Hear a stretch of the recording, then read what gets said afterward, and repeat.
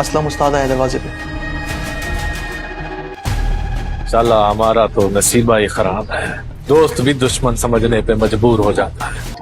लेकिन जिस माहौल से मेरा ताल्लुक है, भाई सबको बहुत मायूस समझा जाता है। वैसे अगर मैं आप दोनों को बताऊं कि मेरी लाइफ में कोई स्पेशल सामान है तो आप दोनों का क्या रिएक्शन होगा? रियली?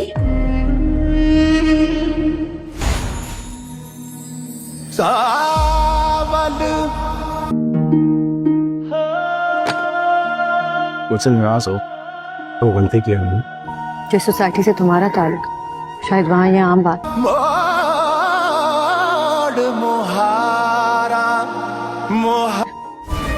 अब तुम्हारे हाथ में है कि 2-4 दिन गैराज के मामले में खामोश बैठते हो या कब्जा करते हो।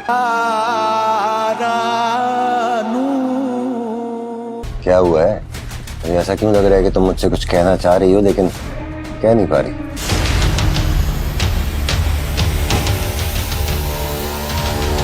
काफी देर से अपने बाप को ये बात बताने की कोशिश कर रही होती है कि सांवल भी माफिया लोगों के साथ ही काम करता है, इसीलिए वो बार बार अपने बाप को बताने की कोशिश कर रही होती है। इतनी देर में असलम साहब को भी ये बात समझ आ जाती है कि पिया उससे कोई बात करना चाहती है, इसीलिए असलम पिया से सवाल करेगा कि तुम मुझसे कुछ छुपा रही हो या तुम मुझे कुछ बताना चाहती हो। तो पिया अपने बाप को सारी हकीकत बताएगी कि सांवल भी कब्जा माफिया ग्रुप के साथ ही काम करता है। और असलम जैसे ही ये बात सुनेगा उसे बहुत बड़ा झटका लगेगा, क्योंकि वो अब सांवल को बहुत ज़्यादा अच्छा समझने लगा होता है। इसीलिए वो सांवल के अड्डे पर सांवल से बात करने के लिए जाएगा और डब्बू जैसे ही आके सांवल को बताएगा कि असलम उससे मिलने के लिए आया है, सांवल बहुत ज़्यादा हैरान और परेशान हो जाएगा। तो असलम जाकर उसे यही बात करेगा, तुम इस सब मामले से दूर रहो और मैं तुम्हें पहले ही जान चुका था कि तुम किस किस्म के इंसान हो। तो सांवल उसे यही बात बताएगा कि मैं तुम्हारी मदद करने की कोशिश कर रहा हूँ, लेकिन तुम्हें ये बात समझ नहीं आ रही।